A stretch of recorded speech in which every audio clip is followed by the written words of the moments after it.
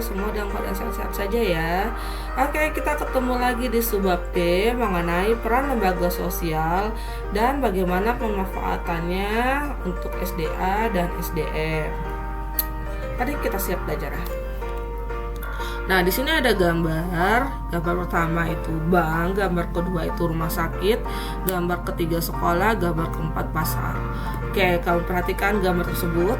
Lalu kamu identifikasi setiap lokasi di gambar tersebut itu pasti memiliki aturan atau tata tertib yang berbeda-beda.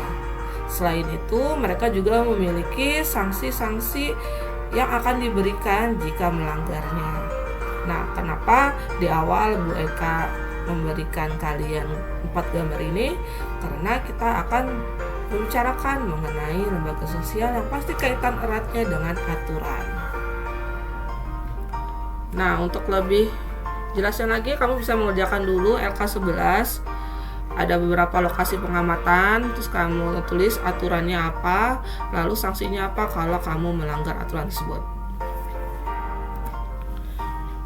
Mengapa perlu ada aturan sih di masyarakat? Dan mengapa kita harus mematuhi aturan tersebut? Lalu bagaimana kalau kita tidak mematuhi aturan tersebut? Untuk menjawabnya, kita akan membahas mengenai lembaga sosial. Ini semua alasannya karena manusia itu saling terikat antara manusia satu dengan yang lainnya. Karena kita kodratnya menjadi manusia yang saling membutuhkan. Oleh karena itu, dibuatlah suatu aturan yang fungsinya untuk melindungi kita sebagai hak individu dan menjadikan masyarakat lebih teratur dan tertib. Sebelum itu, apakah kamu sudah paham apa itu lembaga sosial? Nah, lembaga sosial merupakan sistem norma yang tujuannya mengatur tindakan kegiatan masyarakat untuk memenuhi kebutuhan hidupnya. Nah, melalui lembaga sosial ini, jadi masyarakat itu nggak bisa hidup seenaknya karena mereka semua dibatasi.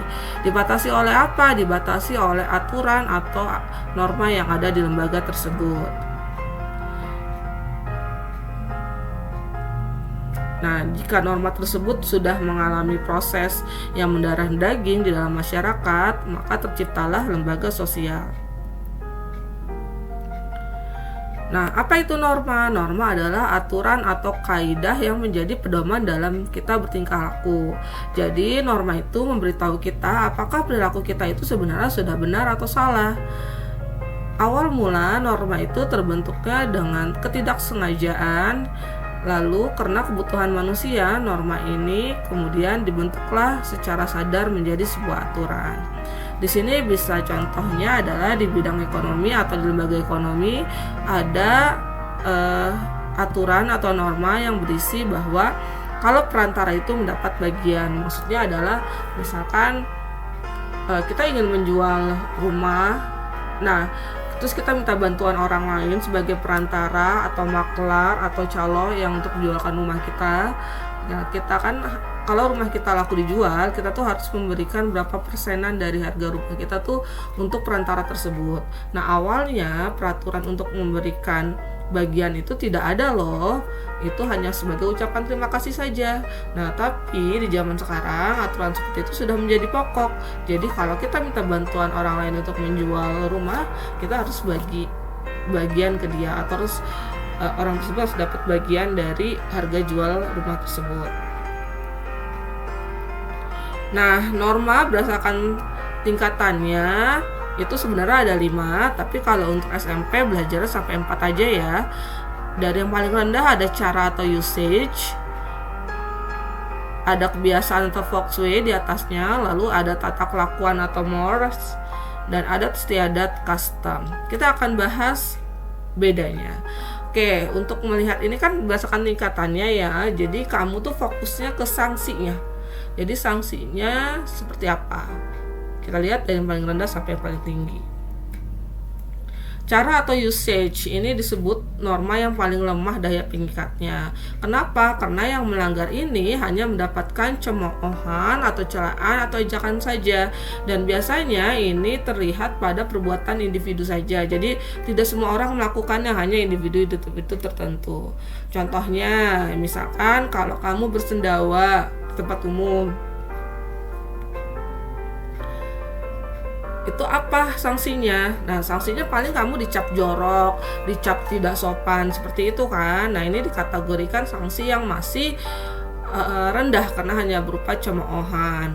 Atau kalau kamu cara berpakaiannya tidak tepat, di acara resmi kamu pakaiannya casual, atau di depan umum kamu pakaiannya terlalu terbuka, nah pasti kamu kan akan dicap jadi orang yang tidak sopan atau tidak baik. Nah, hanya itu. Dan biasanya cara ini sifatnya relatif ya. Kenapa relatif? Jadi di wilayah sini mungkin is okay, tapi di wilayah lain tuh not okay. Misalkan contohnya ini, di Indonesia kita biasa makan pakai tangan kan, dan itu dianggap lumrah dan dianggap sopan-sopan saja di Indonesia. Tapi kalau di luar Indonesia, di luar negeri, makan pakai tangan itu dianggapnya tidak sopan. Nah, sama halnya misalkan kalau orang-orang Asia Timur kalau makan mie dan menikmati mie-nya, dia makan mie-nya tuh akan bunyi gitu, akan terdengar sekali suara seruputannya. Tapi di Indonesia justru hal seperti itu dianggapnya tidak sopan karena makannya berisik gitu. Nah, itu yang disebut dengan relatif ya. Lalu ada kebiasaan atau feng shui. Nah, ini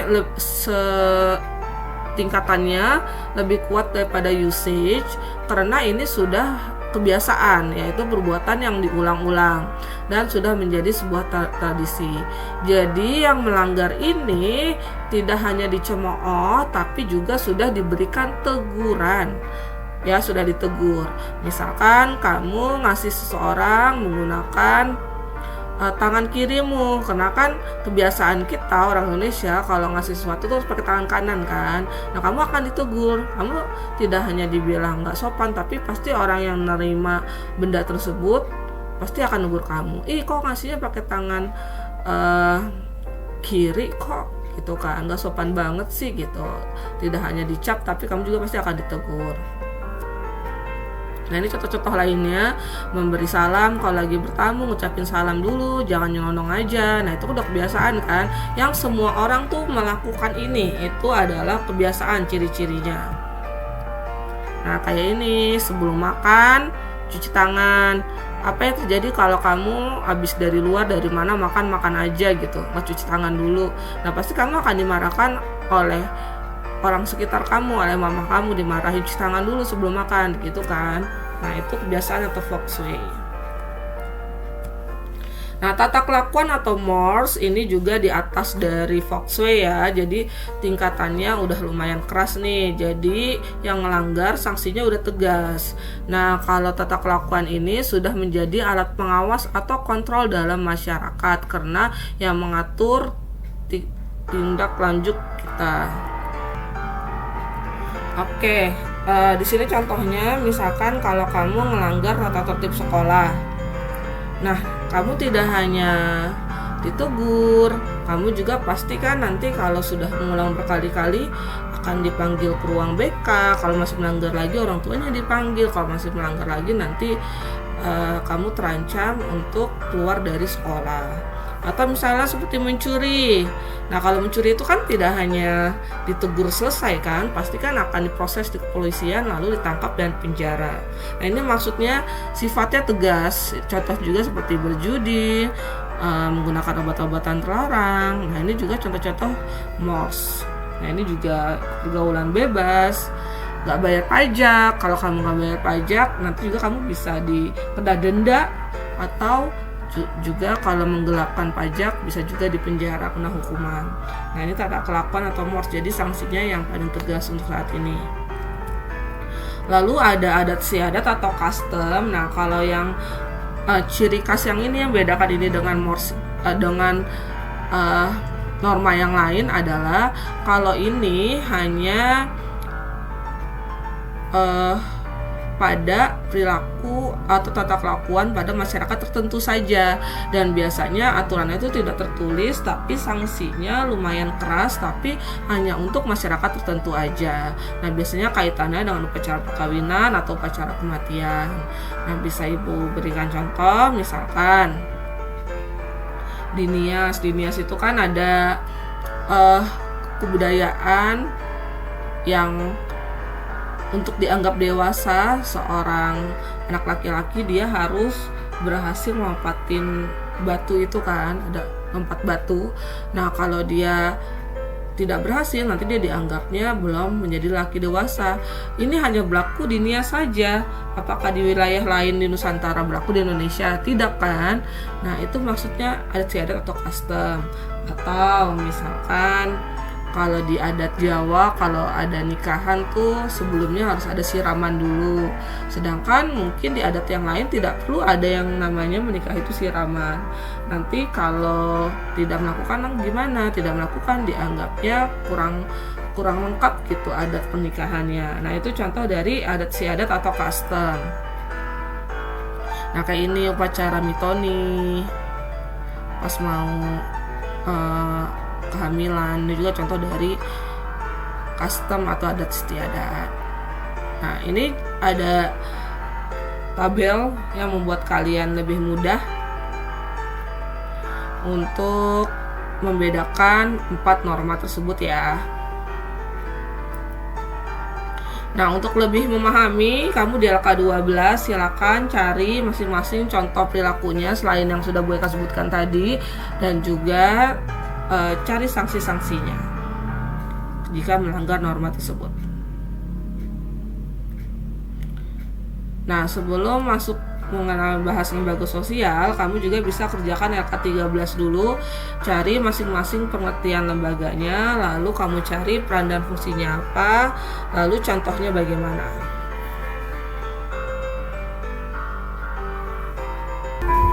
Lembaga yang kita pelajari pertama adalah lembaga keluarga.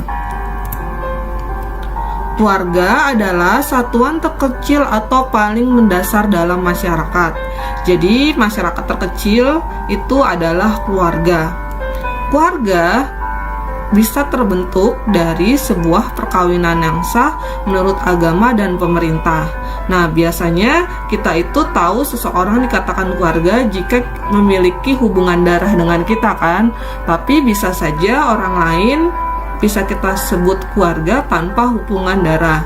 Contohnya misalnya antara suami istri itu pasti tidak ada hubungan darah, tapi suami istri ini kenapa dikatakan keluarga? Karena mereka terbentuk atas perkawinan yang sah, makanya disebutnya keluarga. Kemudian selain itu, keluarga itu juga memiliki dasar emosional, yaitu kasih sayang. Jadi keluarga itu terbentuk karena kasih sayang. Lalu juga memiliki tempat tinggal yang sama. Nah, itu adalah karakteristik keluarga. Nah, untuk saat ini, keluarga mulai bergeser. Jadi keluarga tidak hanya didasarkan atas perkawinan, memiliki hubungan darah, atau memiliki tempat tinggal yang sama. Contohnya seperti misalnya kalian bisa disebut sebagai keluarga besar SMP 9 Jakarta.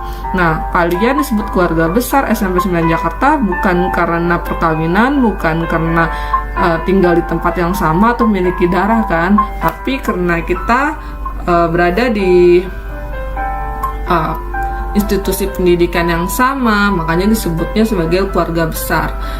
Atau misalnya kalian memiliki teman yang sudah sangat dekat sekali, itu juga bisa kita katakan keluarga.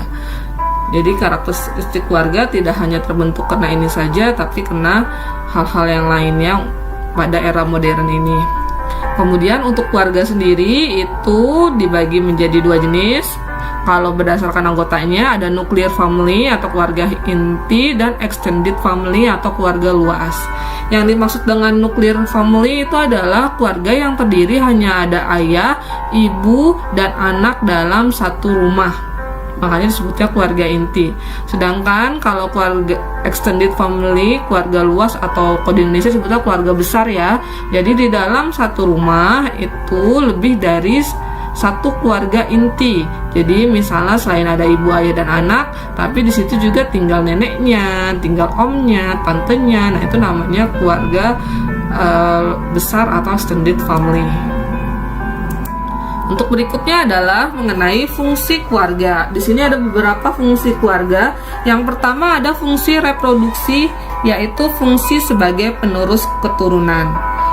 Anak merupakan wujud cinta, kasih, dan tanggung jawab dari suami istri untuk meneruskan keturunan. Jadi seseorang menikah itu salah satu harapannya adalah agar dapat memberikan keturunan mereka selanjutnya. Jadi fungsi reproduksi adalah penerus keturunan. Yang kedua adalah fungsi proteksi, diambil dari kata protect, yaitu fungsi perlindungan. Keluarga tugasnya adalah memberikan perlindungan kepada anggotanya baik fisik maupun jiwa. Jadi fungsi keluarga itu memberikan rasa aman dan memberikan rasa harmonis. Jadi secara fisik maupun jiwa, keluarga itu melindungi anggotanya. Yang ketiga adalah fungsi afeksi.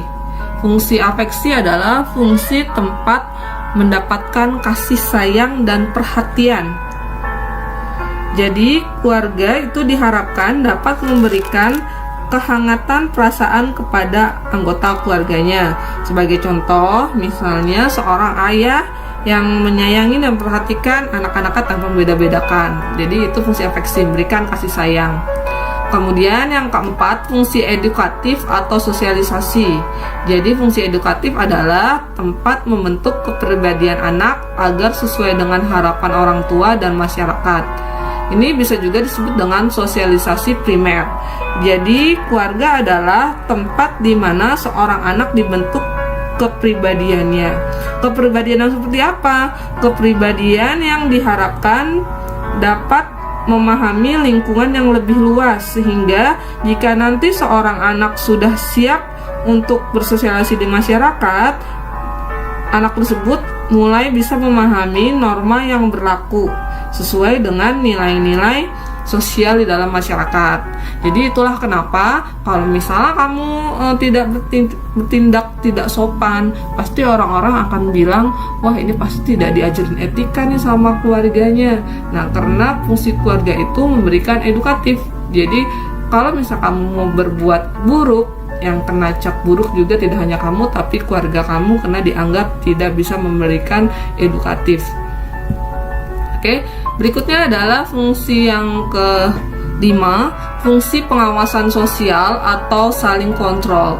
Di sini tujuannya untuk mengawasi perilaku anggota keluarga agar bisa menjaga nama baik keluarga. Seperti yang tadi sudah Ibu jelaskan, jika kalian berbuat kurang baik, itu yang akan buruk namanya tidak hanya kalian, tapi juga anggota keluarga kalian yang lainnya. Nah, ini biasanya diawasi oleh keluarga yang lebih tua untuk mengawasi keluarga yang lebih kecil. Oke, untuk yang keenam, fungsi ekonomi. Fungsi ekonomi adalah tempat memenuhi ekonomi bagi anggota keluarganya. Jadi di sini yang menjadi fungsi ekonomi utama adalah biasanya seorang ayah yang fungsinya sebagai kepala keluarga dan sebagai tulang punggung keluarga. Tetapi di masyarakat modern sekarang, seorang ibu juga bisa mencari nafkah untuk memenuhi kebutuhan keluarga. Jadi sama-sama antara suami dan istri untuk memikul tanggung jawab ekonomi. Nah, contohnya misalnya seperti kalian nih yang masih remaja, belum bisa menghasilkan pendapatan. Maka seperti makanan kalian, pendidikan kalian, dan kebutuhan kalian lainnya, itu yang memenuhi adalah ibu dan ayah kalian. Sehingga ini yang disebut dengan fungsi keluarga, fungsi ekonomi dari keluarga. Berikutnya, fungsi pemberian status. Nah, pemberian status di sini maksudnya seseorang akan mendapatkan status atau kedudukan yang baru di masyarakat. Status baik itu status dalam kelas sosial maupun status baru lainnya, biasanya melalui perkawinan.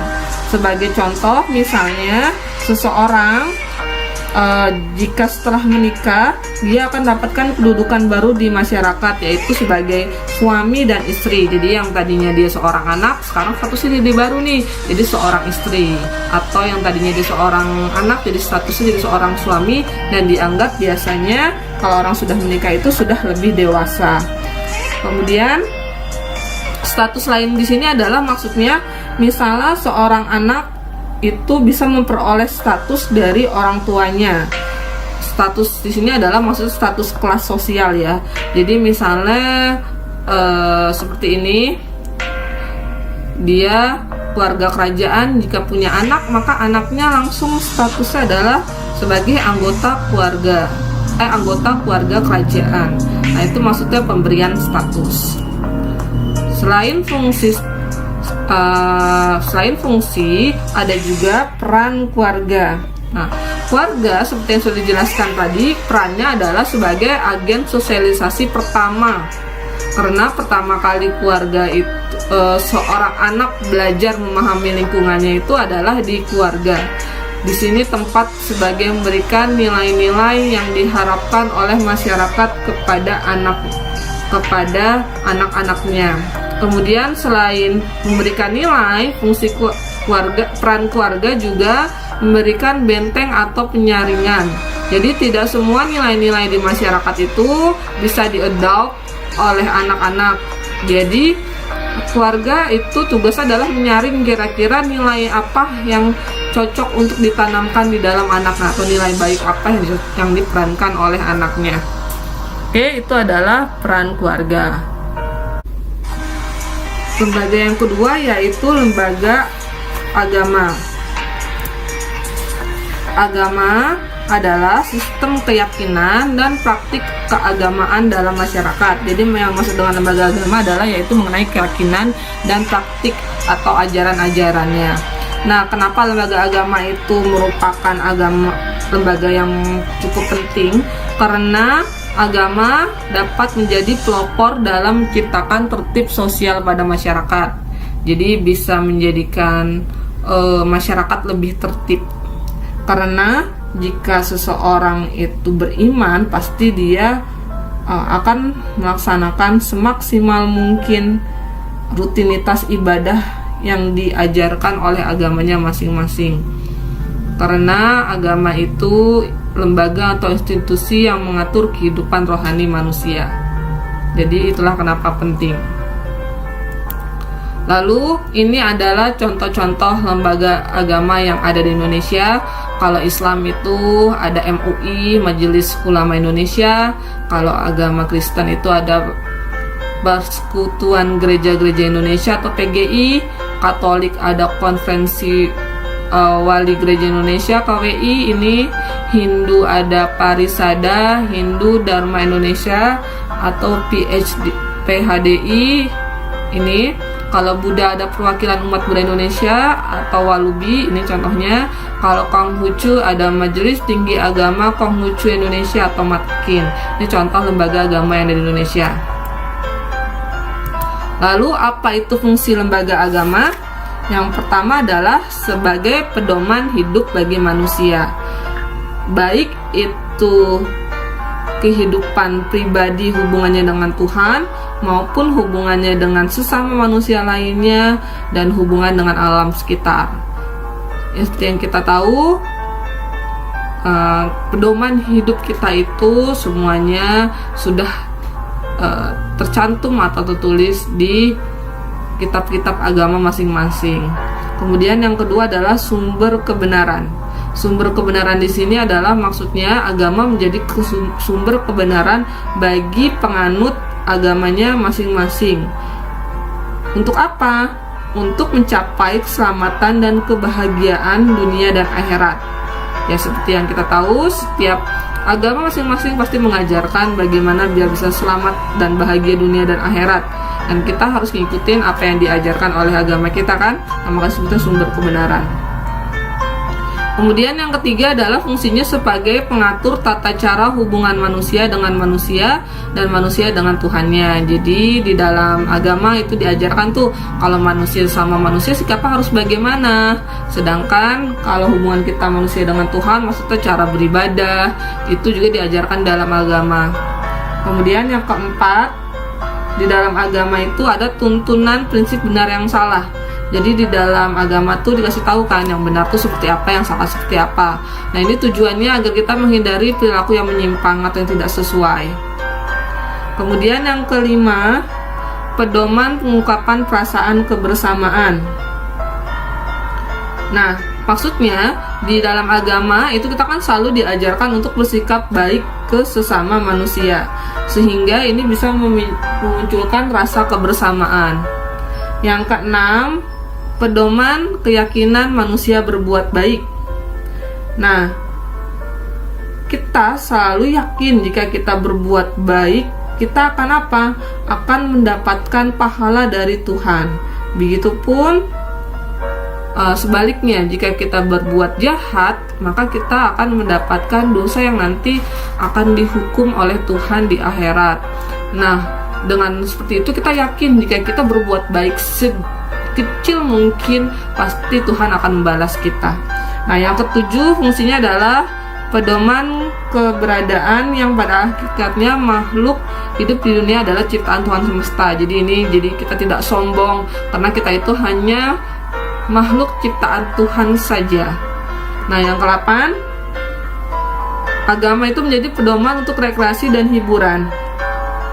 Nah, di dalam agama itu juga kita diajarkan bagaimana caranya untuk melakukan atau mendapatkan kepuasan batin dari rekreasi maupun hiburan, tapi tidak melanggar kaidah-kaidah agama. Misalnya kamu di dalam agama boleh kan bersenang-senang, tapi senang-senangnya seperti apa? Nah, itu diajarkan di agama juga. Yang ke-9, sebagai pengungkapan keindahan. Yang ke-10, memberikan identitas kepada manusia. Maksudnya kayak, oh kamu umat muslim ya, kamu umat Kristiani ya, kamu umat Hindu, kamu umat Buddha, kamu umat Konghucu. Nah itu kan memberikan identitas kepada kita. Oke, itu fungsi lembaga keagamaan. Lembaga sosial berikutnya yang akan kita pelajari adalah lembaga ekonomi. Nah, lembaga ekonomi adalah lembaga sosial yang mengatur hubungan antar manusia dalam pemenuhan kebutuhan hidup sehari-hari. Jadi yang dimaksud dengan lembaga ekonomi itu lembaga yang ngatur nih bagaimana hubungan antara manusia satu dengan manusia lain, tapi dalam hal apa? Dalam hal memenuhi kebutuhan hidupnya. Jadi misalnya bekerja yang baik tuh harus seperti apa, mencari nafkah tuh seperti apa. Nah itu tugasnya lembaga ekonomi. Lembaga ekonomi ini bisa lahir karena berkaitan dengan pengaturan dalam bidang-bidang ekonomi dalam rangka mencapaikan kehidupan yang sejahtera. Tujuan dari lembaga ekonomi ini adalah bagaimana biar manusia atau mengatur manusia agar hidup bisa sejahtera dan kehidupannya juga terpenuhi di dalam masyarakat. Oke, untuk lebih jelasnya ini adalah fungsi lembaga ekonomi. Nah, ini dulu deh kita pelajarin dulu lembaga ekonomi di Indonesia. Kalau berdasarkan pasal 33 UUD 1945, lembaga ekonomi Indonesia itu ada 3 jenis, yaitu BUMN, BUMS, dan satunya lagi adalah koperasi. Oke, jadi ini lembaga ekonomi di Indonesia ada koperasi, BUMN, BUMS. Kalau koperasi itu adalah organisasi yang untuk mensejahterakan anggotanya, BUMN itu adalah badan usaha yang milik negara, sedangkan BUMS itu badan usaha milik swasta. Nah, fungsi lembaga ekonomi sendiri yang pertama adalah memberikan pedoman untuk mendapatkan bahan pangan. Bahan pangan itu adalah makanan. Jadi salah satu kebutuhan yang paling mendasar dalam manusia adalah makanan kan. Jadi bagaimana memperoleh makanan itu adalah fungsi lembaga ekonomi. Yang kedua, memberikan pedoman untuk melakukan pertukaran barang atau barter. Nah, mungkin kalau di zaman sekarang kita tidak mengenalnya dengan kata barter, tapi jual beli. Sebenarnya jual beli juga kategorinya barter kan. Kamu menukarkan uang kamu dengan barang atau jasa yang kamu butuhkan.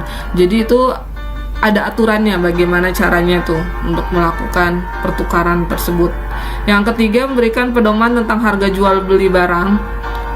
Maksudnya di sini adalah suatu barang dijual dengan harga berapa, terus kalau untuk membeli barang itu dengan cara apa. Apalagi dengan sekarang kan ada banyak jenis transaksi ya, bisa online, bisa ketemuan langsung. Nah itu ada aturan-aturannya, dan itu diatur di dalam lembaga ekonomi. Kemudian yang keempat, memberikan pedoman untuk menggunakan tenaga kerja. Jadi di sini maksudnya adalah, misal kalau kita pengusaha, kita pasti kan butuh tenaga kerja. Itu ada aturannya bagaimana cara merekrut orang jadi pegawai kita, terus nanti hak-haknya dia apa aja, kewajiban apa aja. Nah itu diatur juga di lembaga sosial. Kemudian yang kelima, memberikan pedoman tentang cara pengupahan. Nah ini yang kayak kemarin tuh sempet ribut-ribut. Nah ini adalah fungsi lembaga sosial. Jadi ada aturannya, minimal seseorang itu dapat upah berapa, kemudian jam kerjanya berapa lama dengan upah tersebut, kemudian dapat apa aja selain upah bulanan, jaminan-jaminan apa aja. Nah itu fungsi lembaga ekonomi untuk mengaturnya. Yang keenam, memberikan pedoman tentang cara pemutusan hubungan kerja atau PHK. Jadi ini memberikan pedoman atau ngatur, jadi seseorang itu yang kerja tidak bisa sembarangan dipecat, diberhentikan.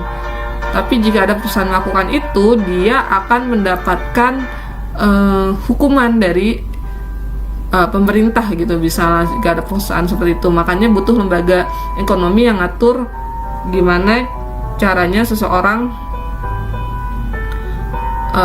untuk tidak dipecat sembarangan. Yang tujuh, memberikan identitas bagi masyarakat.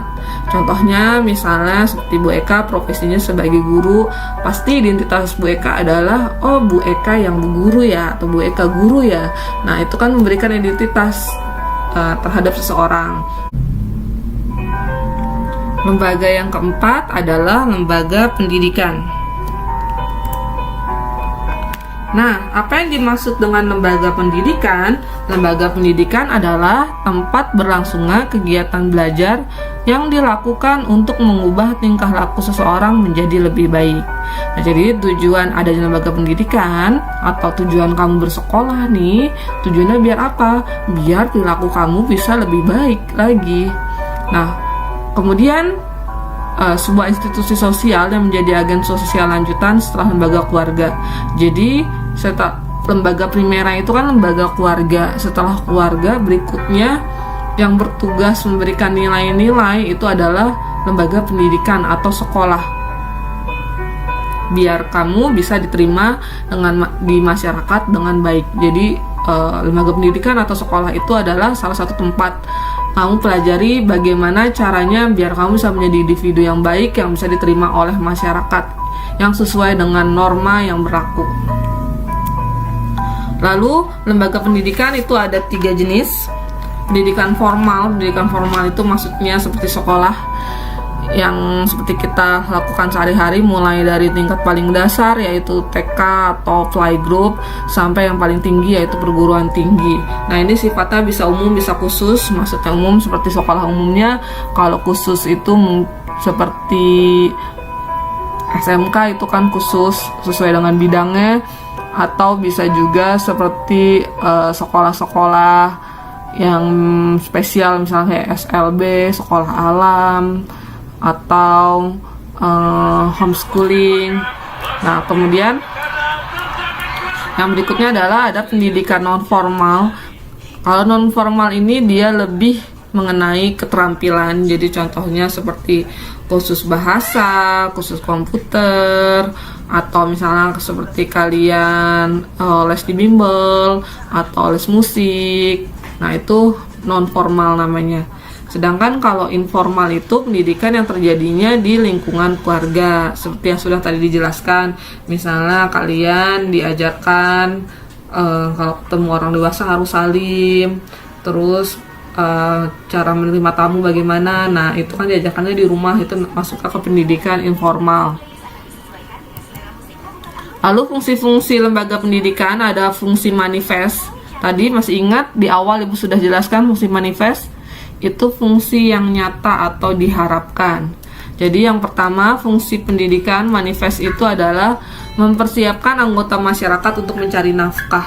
Jadi salah satu tujuan nih, misalnya kenapa sekolahnya harus tinggi atau sekolahnya nanti kuliahnya sesuai dengan jurusan yang diminati, karena nanti diharapkan kamu bisa bekerja sesuai dengan tingkatan pendidikan kamu dan sesuai dengan jurusan kamu. Kemudian yang kedua adalah mengembangkan bakat seseorang. Nah, misalnya dari sekarang nih kamu udah tahu bakatmu, aku bakatnya ingin menjadi koki gitu. Nah, kamu bisa lanjut ke SMA umum, nanti kuliahnya di bagian tentang bakery atau tentang menjadi chef, atau bisa langsung nih SMK-nya tentang SMK yang masak-masak. Nah, itu sesuai dengan bakat bisa dikembangkan melalui pendidikan. Kemudian yang ketiga, fungsi lembaga pendidikan adalah melestarikan kebudayaan masyarakat. Di sekolah kita kan dibelajarin di berbagai kebudayaan, terutama kayak kebudayaan Indonesia.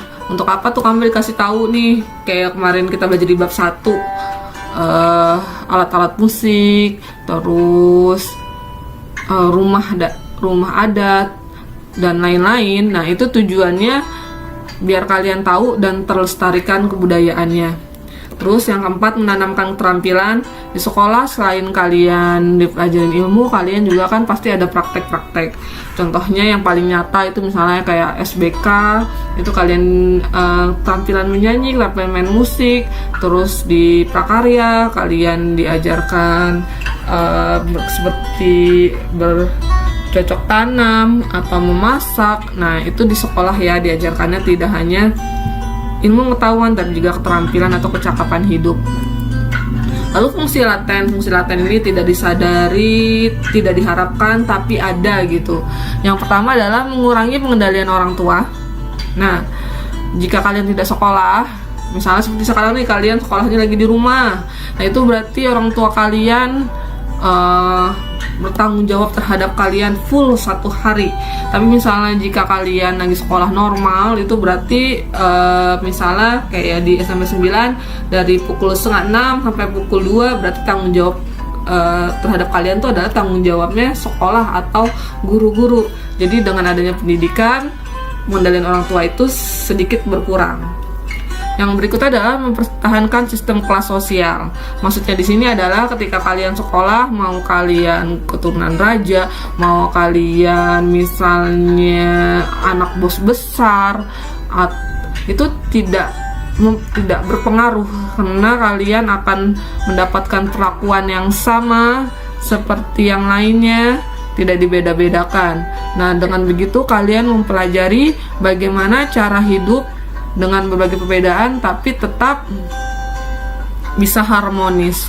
Kemudian yang ketiga adalah memperpanjang masa remaja. Di sini maksudnya adalah dengan adanya sekolah memungkinkan seseorang itu bisa memperpanjang masa remajanya atau menunda masa dewasanya. Lebih mudahnya lagi, cara membedakannya gini. Misalnya kalau yang SMP habis itu lanjut SMA terus lanjut kuliah, pasti akan beda dengan orang yang habis SMP terus tidak lanjutkan sekolah, dia langsung kerja gitu, langsung mencari uang. Bisa jadi orang yang kalau perempuan gitu yang habis SMP langsung kerja, nanti dia akan menikahnya lebih cepat dibandingkan dengan orang yang lanjut sekolah terus, karena dia kan akan menunda pernikahannya. Atau yang laki-laki akan terlihat lebih dewasa dengan umur yang sama dibandingkan dengan orang yang lanjut belajarnya terus atau sekolah terus. Nah, itu adalah fungsi dari pendidikan. Oke, kita langsung masuk lembaga yang terakhir, yaitu lembaga politik. Apa yang terlintas dalam pikiranmu jika mendengar kata lembaga politik? Pasti ini adalah sesuatu yang berkaitan dengan pembagian kekuasaan, yang berkaitan dengan penyelenggaraan pemerintah dan negara. Nah, yang dimaksud dengan lembaga politik di sini itu adalah badan khusus yang mengatur pelaksanaan kekuasaan dan wewenang yang menyangkut kepentingan masyarakat agar tercapai suatu keteraturan dan tata tertib kehidupan masyarakat. Jadi maksudnya adalah lembaga politik itu adalah badan yang emang sengaja dibentuk masyarakat. Dia diberikan kekuasaan nih, kayak misalnya presiden, menteri, DPR, MPR, itu kan kita memberikan kekuasaan ke mereka. Untuk apa? Untuk mengatur kita semua biar kepentingan kita itu terpenuhi tapi tetap tertib. Itu adalah tujuannya adanya lembaga politik. Nah, di Indonesia contoh dari lembaga politik itu ada DPR, ada Parpol, MPR, pemerintah pusat, pemerintah daerah, maksudnya DPRD, presiden, MPR. Nah, itu juga contoh-contoh dari lembaga politik. Apa fungsinya lembaga politik? Yang pertama adalah memelihara ketertiban di dalam negeri. Nah, karena lembaga politik ini diberikan, tadi kan Ibu bilang dia adalah suatu yang mendapatkan kekuasaan. Jadi diberikan kekuasaan sebagai penegak hukum untuk menyelesaikan konflik yang ada di masyarakat secara adil. Itu adalah fungsi lembaga politik.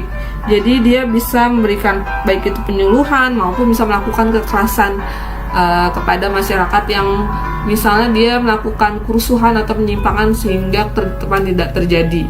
Itu tugasnya lembaga politik. Yang kedua, mengusahakan kesejahteraan umum. Maksudnya di sini adalah dia fungsi untuk merencanakan dan melaksanakan pelayanan-pelayanan sosial serta mengusahakan pemenuhan kebutuhan pokok masyarakat. Jadi, lalu bagaimanakah peranan lembaga sosial dalam pemanfaatan SDA? Nah, untuk lembaga keluarga itu bermanfaat untuk membentuk kepribadian individu agar mampu memanfaatkan SDA dengan baik dan benar, yaitu biasanya dengan cara dibiasakan di dalam keluarga penggunaan SDA secara arif. Misalkan kalau kamu di rumah itu kan suka diajarin orang tuamu biar nggak boros air, kerannya dimatiin kalau misalkan sudah tidak membutuhkan. Nah, itu contoh dari peran lembaga keluarga. Kalau di dalam lembaga agama itu peranannya menuntun fungsi lembaga agama itu kan menuntun individu berperilaku lebih baik kan. Nah, di agama juga itu diajarkan bagaimana menjaga dan melestarikan SDA dan dilarang juga untuk merusak alam. Misalkan kalau di agama itu kan suka dibilang tuh kebersihan sebagian dari iman. Nah, itu kan betapa pentingnya menjaga lingkungan alam sekitar kan. Jadi orang yang beriman itu adalah menjaga kebersihannya.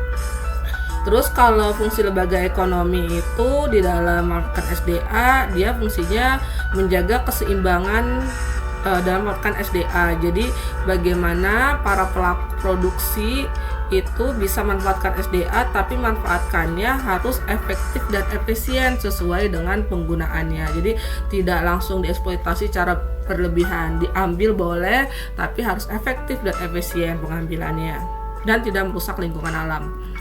Lalu kalau di lembaga pendidikan, karena ini tempat berlangsungnya proses kegiatan belajar, maka melalui lembaga pendidikan ini diharapkan mampu mengubah tingkah laku seseorang menjadi lebih baik, termasuk hubungannya dengan lingkungan sekitar. Nah, kayak di sekolah kamu kan suka diajarin tuh gimana menjaga lingkungan sekitar, diajarin penghijauan dan lain-lain. Dan di lembaga politik, karena dia tugasnya menyangkut pembuatan aturan, jadi diharapkan lembaga politik itu mampu membuat aturan yang berkaitan dengan tata tertib kehidupan masyarakat yang berhubungan dengan pemanfaatan SDA. Jadi kayak misalkan pemerintah bikin aturan siapa aja yang boleh memanfaatkan SDA dan bagaimana cara memanfaatannya. Nah, itu adalah fungsi lembaga sosial untuk pemanfaatan SDA. Lalu bagaimana peran lembaga sosial dalam pemanfaatan SDM? Kalau untuk SDM, lembaga sosial yang paling berperan penting adalah lembaga pendidikan di antara lembaga yang lainnya. Kenapa lembaga pendidikan dianggap yang berperan penting? Karena melalui lembaga pendidikan ini kita memperoleh keterampilan dan pengetahuan yang dibutuhkan untuk meningkatkan mutu diri kita atau mutu SDM kita. Nah, lembaga pendidikan itu tidak harus dari lembaga formal ya. Kan sebelumnya kamu udah belajar tuh lembaga pendidikan ada formal, non formal, dan informal. Nah, bisa juga ini didapatkan dari lingkungan keluarga. Nah, karena lahan yang baik itu belum tentu menghasilkan tanaman berbuah baik. Jadi misalkan ibu dan ayahnya tuh orang-orang yang prestasinya bagus, yang baik segala macam. Nah, anak kan belum tentu baik juga seperti orang tuanya. Jadi gimana proses pendidikannya, apakah berhasil atau tidak. Lalu untuk lembaga yang lainnya, kalau untuk lembaga keluarga, karena lembaga keluarga itu tempat sosialisasi pertama bagi anak, maka di keluarga itu biasanya diajak untuk memahami lingkungan yang lebih luas, seperti diperkenalkan aturan-aturan di masyarakat seperti apa, nilai-nilai sosial berlaku di masyarakat seperti apa. Harapannya biar anggota keluarganya bisa hidup selaras bersama masyarakat. Lalu kalau di lembaga agama, karena sebagai pelopor menciptakan tata tertib sosial pada masyarakat, di lembaga agama juga kita kan diajarkan tidak hanya hubungan dengan Tuhan saja kan, tapi juga diajarkan bagaimana hubungan dengan sesama manusia. Lalu kalau di lembaga ekonomi, karena ini kaitannya mengatur dalam pemenuhan kebutuhan hidup kita sehari-hari, jadi diatur juga bagaimana masyarakat itu bisa menciptakan kehidupan yang sejahtera tapi tidak mengusik masyarakat yang lainnya. Nah, itu adalah contoh dari lembaga lainnya yang berperan penting dalam pemanfaatan sumber daya manusia. Nah, di LK15 kamu disuruh berdiskusi peranan dari lembaga keluarga, agama, ekonomi, pendidikan, dan politik dalam pelestarian SDM. Kamu bisa menggunakan sumber-sumber yang lainnya dan pilihlah salah satu di antaranya. Lalu kamu tuliskan peran dan fungsi dari lembaga tersebut beserta contohnya. Nanti dibuat mind map ya. Oke, demikian penjelasan mengenai subbab D.